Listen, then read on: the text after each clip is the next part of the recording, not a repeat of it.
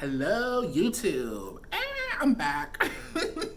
I mean, I don't know how long it's been since my last video, but hopefully you guys missed me, those who are subscribed already. And if you aren't subscribed and you enjoy this video, please do subscribe. I'll be trying to whip out new videos concerning some of my best interests, which includes candles, records, music, fashion, and some other topics, and just randomly talk. So if you just like to hear someone randomly talking about some of my interests that hopefully are some of your interests, then definitely subscribe and like this video. Today I'm going to talk about one of my favorite films. Actually, I have a surprise at the end. I'm going to talk about a couple of my favorite films. Videodrome is one of my top favorite movies of all time. It's definitely a riveting film, as you see on my t-shirt. It's a David Cronenberg film who is definitely known for making some of the most visually stunning horror and sci-fi movies that you can think of. He's definitely a classic and definitely an originator of some pretty awesome cinema. Definitely look him up. There's definitely videos on YouTube all about him and about this movie. So I won't get into too much detail, but it is starring James Wood. That is his name, right? Let me check. Is it on here? James Wood, I was right. It's starring James Wood and of course Debbie Harry, and such a good role. It's a crazy film that I definitely feel like has stood the test of time and can relate to like even things that we are experiencing in this day and age concerning media. Definitely a sci-fi film that kind of edges on the border of horror and drama. It's got definitely many elements to it. So today I'm going to talk about the soundtrack because I love music. I've definitely been seeing for a sec. I'm gonna dive off the edge a little bit and say I've definitely been seeing some videos about the vinyl community. There was one that was recently done by a YouTube member who I'll try to insert their video down below in the comments, who definitely said that the vinyl community is getting boring. And I cannot agree more. I'm sorry. I used to enjoy watching vinyl community videos, but there's definitely some videos out there that are getting, I feel like it's just getting stagnant, where it's just like, how many times can you hear about a Beatles pressing? Or even a Miles Davis pressing?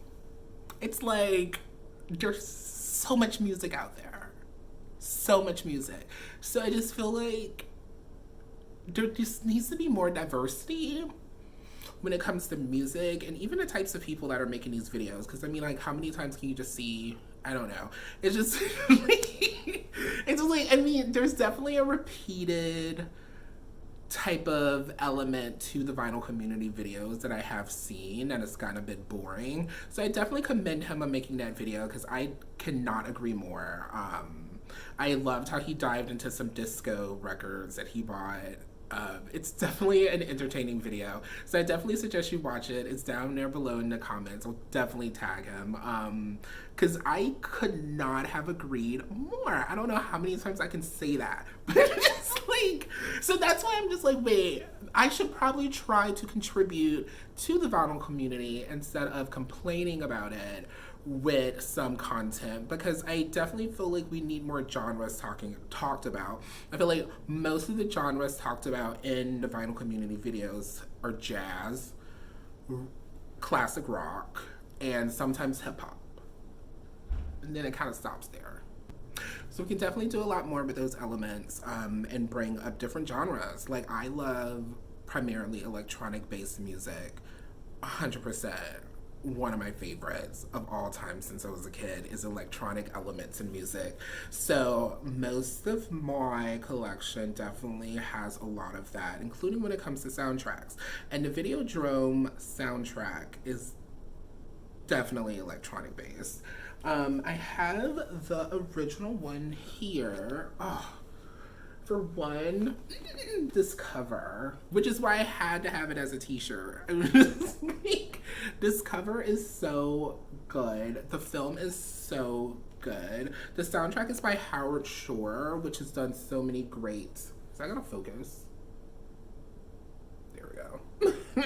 who's done so many great sci-fi and horror soundtracks.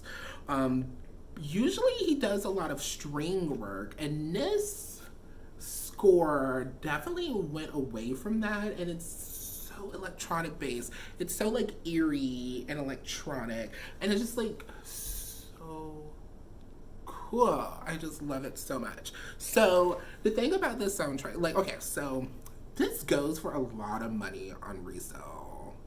Like, I don't know what happened with this score in the past, but for some reason it goes for a lot of money. It was pressed by Saraband,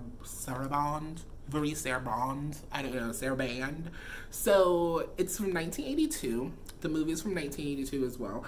And the thing about it is that I found this one on Discogs, as many people do find rare records on Discogs.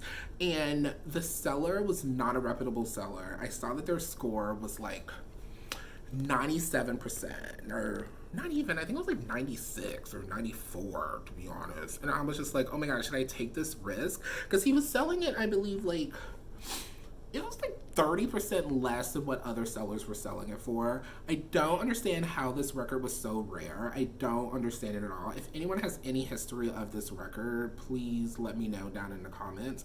I don't understand how the price of the original is so high.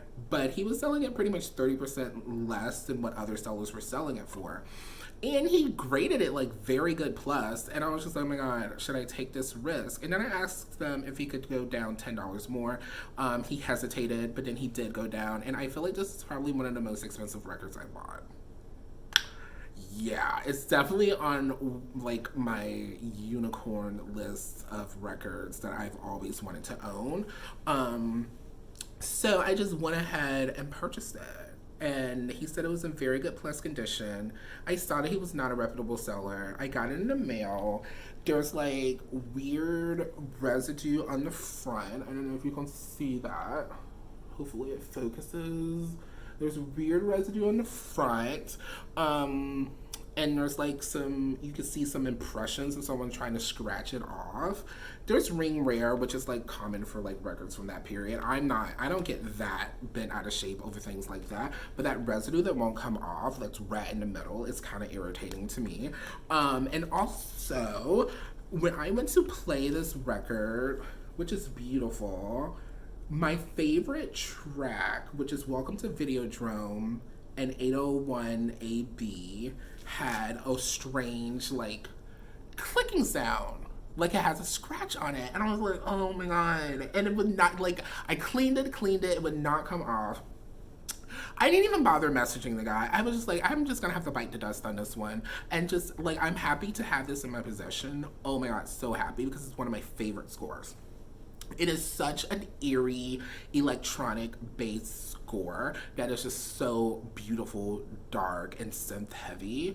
I'm not like, it matches the film perfectly, because Videodrome is so like, it's not based in the future, but it definitely has these futuristic undertones that are really like eerie, like almost like there's another world underneath. And if you watch the film, you'll definitely see that as well. And that is one of the reasons why I love it so much, because I love that dark twist of like, yes, there's another world beneath what we see.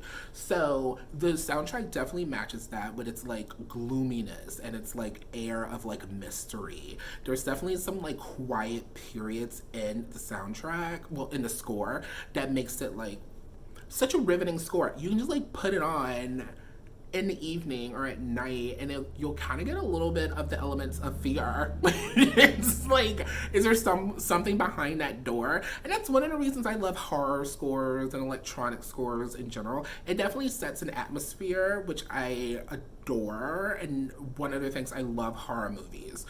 One of the reasons I love horror movies is because of the atmosphere that you get from the film. Like, you can feel it sometimes days after.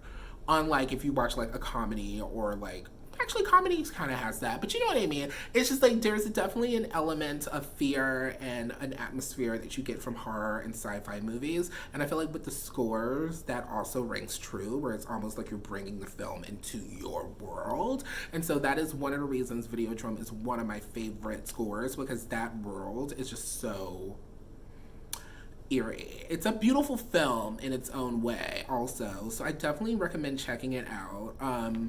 And definitely check out the score. So the reason I'm bringing up this score is because it has finally been repressed. A lot of fans of the score and of the movie have been wanting a repress of this record.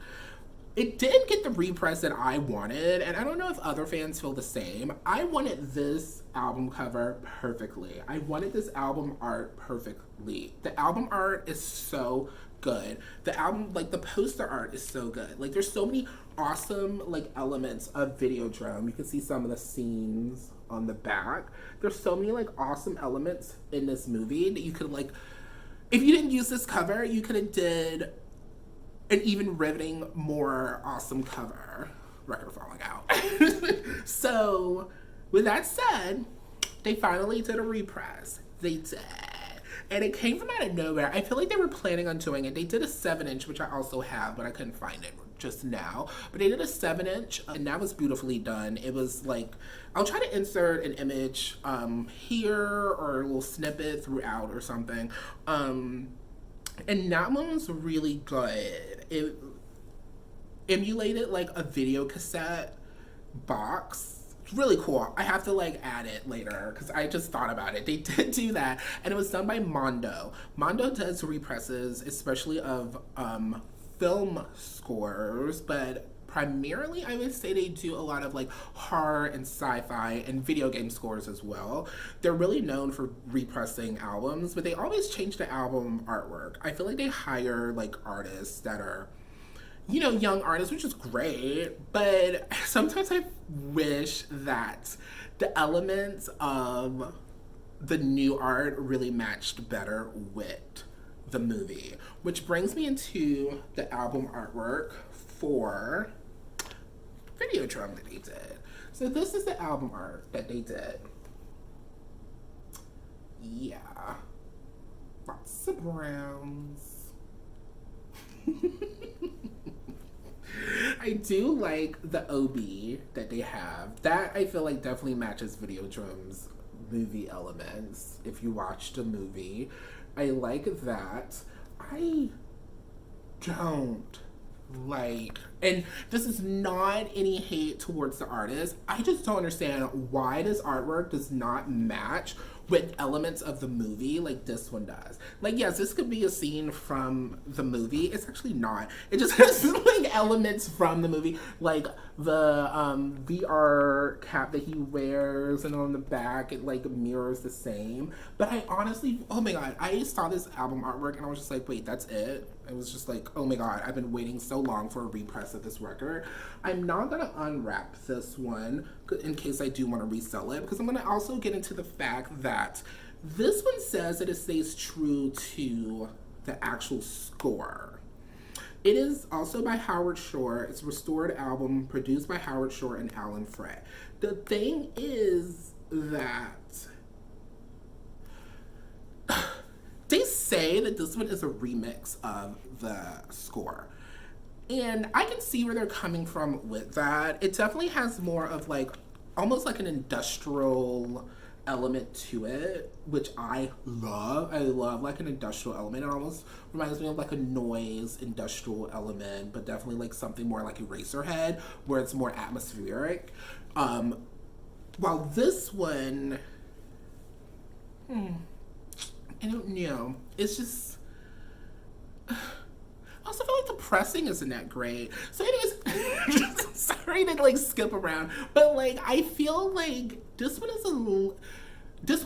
is lackluster in comparison to the original. It's almost like the cover where, in my opinion, it's lackluster in comparison to the original. It's got the elements definitely from the film. You can definitely hear the sound from the film in this score, but it definitely does not match or compare to this one. I love this original one. It is so good. Well, when I put this one on, I was equally going to be like, okay, I may not love the cover, but I'm gonna fall in love with the score. And yes, there's some elements on here that I love, of course, but it does not compare. And I was just like, after waiting so long, fans especially who have not been able to trace down original Videodrome score, on vinyl rather, would be like, this is it, because there has been like YouTube videos, you know how people post just the sound from the album or the tracks from the album. There has been that, which is great. So we've definitely heard some music from this score, and then this one came out, and I was like, there's no oomph to it. There's no oomph. There's no like the atmospheric element of it. I feel like is gone, and so has it also gone from the cover. But I was just like, wow, I really wish that they did something better. It came with this pamphlet, which is really cute, which has some like information about the score.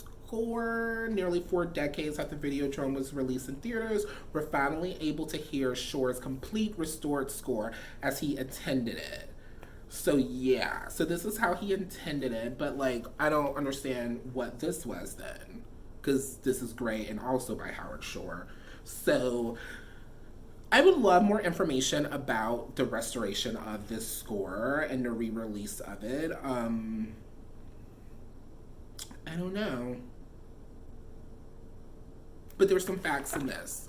And I would read you the whole thing, but I don't think we really have time because I'm a long talker. Okay, so, well, I'll read a snippet. A soundtrack album was released that you may have spotted in record stores and online auctions, or maybe even own like I do. This is written by Annette D. Giovanni, by the way. So why my use of first ever release earlier? As it turns out, 5 of the 7 tracks on the previous release are remixes done for Varese Sarabande, the label who put out the record.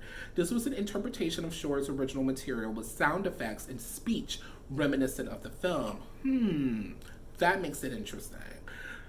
The result sounds very much like it could have been the Videodrome score, but after one listen, I knew it wasn't. I was heartbroken to realize that I didn't just own the wrong record. The record I wanted actually didn't exist until now. That's a little bit of a hype, but like I said, like it's a good score, but it doesn't compare to this one in listening pleasure and atmospheric elements. So yeah, this one is still available. I was only able to pick up because it actually sold out on the Mondo website so quick, which is so annoying. Just like the original black pressing sold out, which I'm glad I got, but they also had a colored vinyl pressing, which I really wanted, and I believe it was red. I'm not quite sure, but also it's really cool because the inside of the jacket is red. I don't think this is going to show on film. It kind of does. It's also red, so that's cool if you can see that. But yeah, it sold out in like minutes on the Mondo website, and I was just like, are you kidding me? And at first, after it sold out, I was not able to find it online anywhere. And then a few days later, I saw that some like indie record stores were selling it. So I ordered it from an random indie record store online, and I was really happy that they were able to ship it. All the stores only had the black version, which I'm fine with. Because for some reason, the colored version immediately went up in price to like $80. I'm just like, I'm not paying $80 for a colored version when I have the original already. Did not make sense to me. So I bought the black version, and I'm okay with it. It's just like, in comparison to what I expected it to be, I just really wish that it was the original. I wish that the cover art was better, in my opinion. If you love the cover art or you have something to say about the cover art or even the score, please comment down below. What I think they could have did with the score and the repress is they could have included the original Videodrome score that was originally released on one vinyl and then did a second vinyl of this one. Or they could have even did probably it on one side and then this one on the other side. They could have did that. Mondo does double LPs all the time, so they definitely could have did that. This is also in a gatefold sleeve, so it could have been easily done. So that's how I feel about this re-release of Videodrome. I would give this almost like, to be honest, this isn't that bad though. I would give this a C or a B minus for effort, for them to finally release it and try to actually do the full original score. What I do wish is that they would have did better and did the one that was originally released in 1980s. And yeah, because the other thing too is that this one is so hard to find, like at a reasonable price. Like you can't find this for $25 or less. This goes for like a lot of money that I'm not gonna say. This one was released, and I think it was retail like $30, $40. So they definitely could have made it a double album. They really could have. But I'm glad that I have the 7-inch also, because that clicking sound in this one was so annoying. So, with that being said, I'm going to go into another score that I absolutely love that was re-released by Mondo / Death Waltz. And that one would be Liquid Sky. Yes. This film is one of my favorite films of all time. It is so weird. It is so amazing. I am obsessed with it. I'm wearing the t-shirt right now of like the original poster art, I believe. Such a good film. It's also from the 80s. 1983. Was Videodrome from 1983 too? I think so. Wait a minute, I just said it. 1982. I love the early 80s and like, This film is a must watch. It is weird as fuck. If you love weird films, kind of sci-fi twists, kind of like just weird in general, I definitely suggest you watch Liquid Sky. I discovered this film in early college, or just college. I lived in Atlanta, and there was an indie video store there that I loved, and I saw the album art, like the video artwork, and I was just like, what is this film? So I rented it, blown away. And during that time, I was also really into like electroclash music, which I still love. I love pretty much all electronic music except for EDM. But anyways, like elements, electronic music with elements of like very like 80s synth wave always makes me very happy. So I had read that like people like Miss Kitten and that sound was partially inspired by Liquid Sky. I think I read it in like one of those CD booklets of like an electroclash compilation, and I was like, what the heck is Liquid Sky? I found the movie randomly at the video store that I loved going to in Atlanta, which was in the little Five Points area, and was blown away. I dubbed that VHS. Now this was like early 2000s. Yeah, early 2000s this happened. It wasn't like it was actually in the 80s, but it was the early 2000s, and yes, I had a VCR then, and I still do to this day.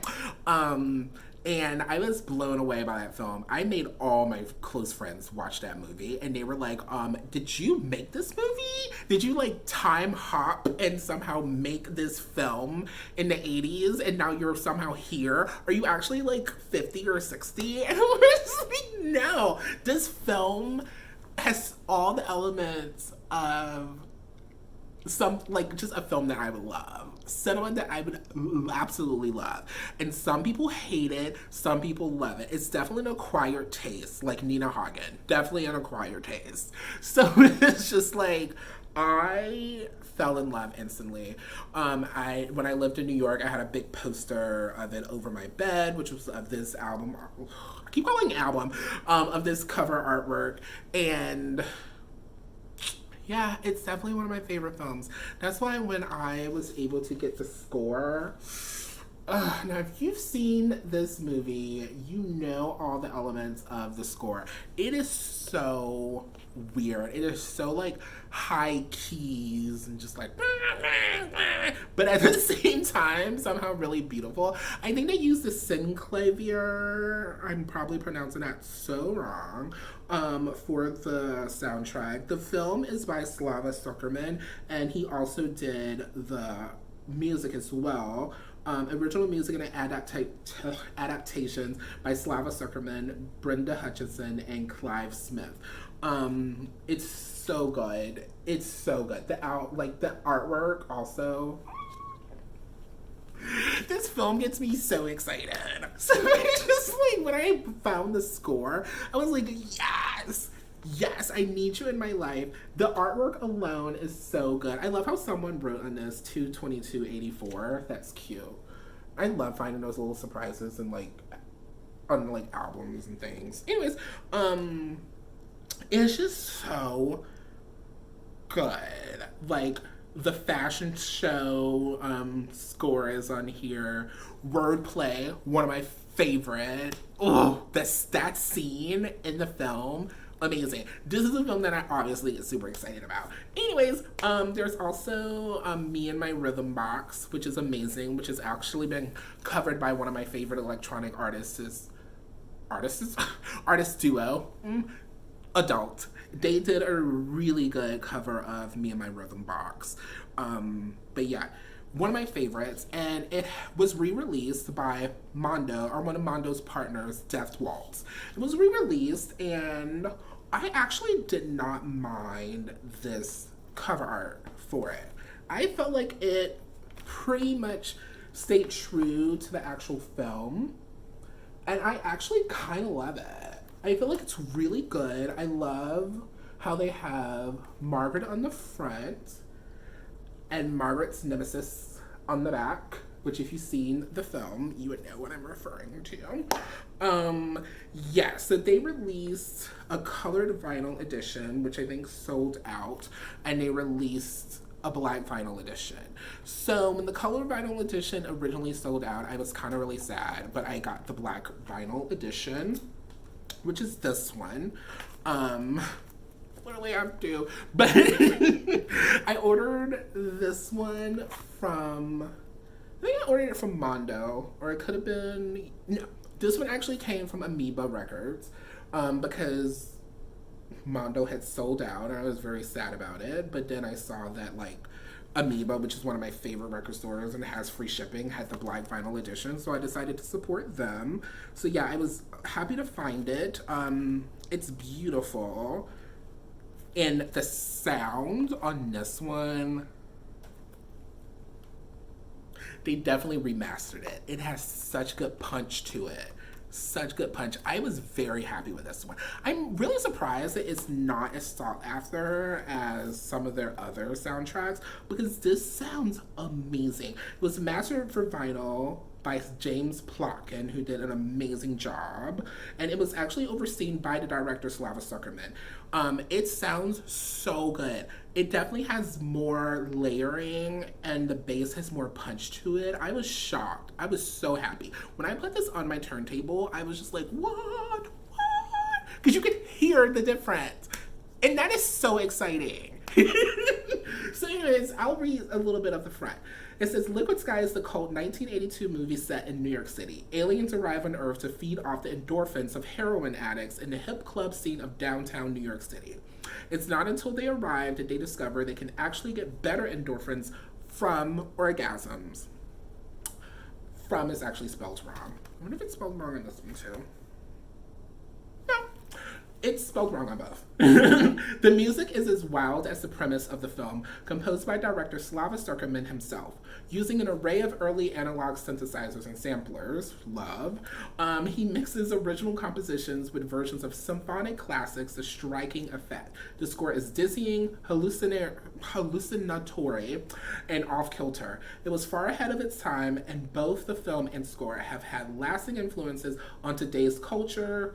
Everyone from Larry T, Fisher Spooner, Lady Gaga, and Sia have borrowed something from it.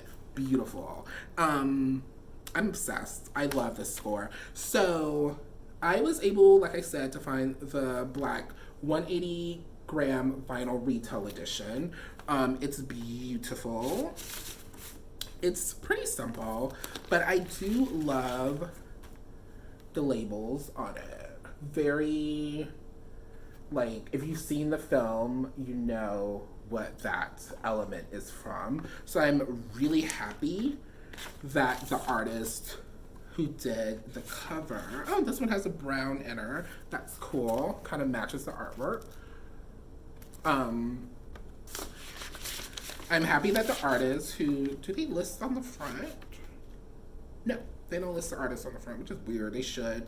I'm very happy that the artist was able to interpret this cover, you know,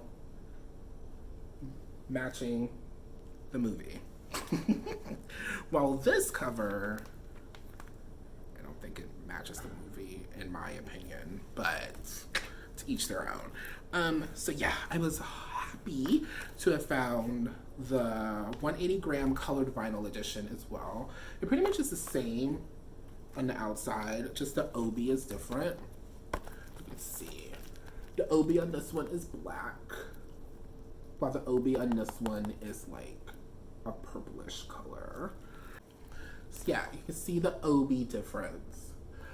So what I'm gonna do is, so strangely on the resale market, these re-releases do not go for much. I've kept them both in the plastic, so I'm gonna go ahead and unwrap the 180 gram vinyl retail edition, which is the black version.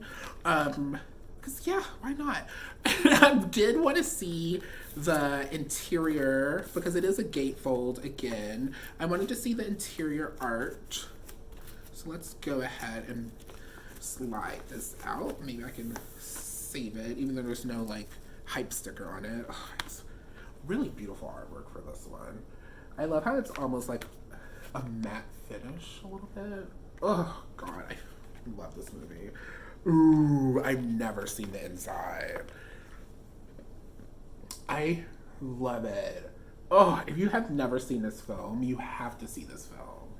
It is so beautiful. The Mask and Margaret's Girlfriend. Ugh.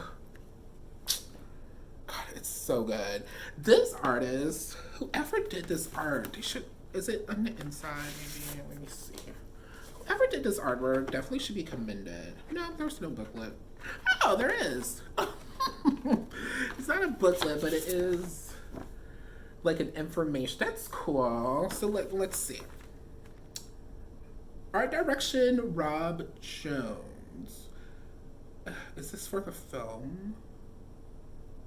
Oh, it also says, okay, so remember I thought it was the Synclavier. It was actually the Fairlight computer musical instrument. That's awesome. So it was the Fairlight, not the Synclavier. Yes, it's a musical score with the exception of Me and My Rhythm Box was realized on the Fairlight computer musical instrument at the Public Access Synthesizer Studio in New York City and was engineered and mixed by Stephen Horlick at Patchworks, New York City, directly from the Fairlight computer musical instrument. Love that! Yeah, so I am obsessed with this film and score, and I could not highly suggest it more. I have shown it to like every close friend pretty much in my life, I believe. And so yeah, if you've never seen it, please check it out. You will not be disappointed. Go in watching it, not with the same conventions that you would go in watching, I don't know, Star Trek. It's not Star Trek. It's it's definitely a B movie from the 80s that is amazing. I feel like it touches on the downtown culture that I unfortunately missed. But it's definitely, I feel like, almost an exaggerated view of it. The dancing and everything is amazing. Oh, it's an amazing film. So definitely check it out. I really hope that you enjoyed this video. I could keep talking forever, but I know like, we should keep videos at a certain length.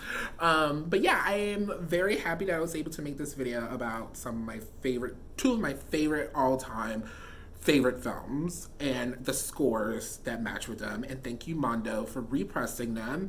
Even though I wasn't very thrilled with the Videodrome one, I'm still happy that they got repressed and a new generation of vinyl and film lovers can own it and have it in their collection. I am thrilled to have it.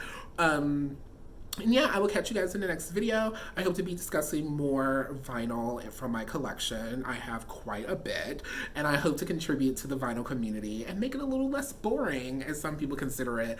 I definitely have some really interesting soundtracks and just music in general, and I have a lot to say about it, clearly, because I've been talking forever, I feel. So definitely subscribe if you would like to see more content. Comment down below if you have either of these scores or have an opinion on either one, as long as you have like a valid opinion. Don't just be like, I hate those scores. I'm just like, you've listened to it like us. second on that. So yeah, definitely comment down below if you have anything to contribute to the information that I've provided in the vinyl community. And I hope to see you guys in the next video. Definitely subscribe, and yeah, bye.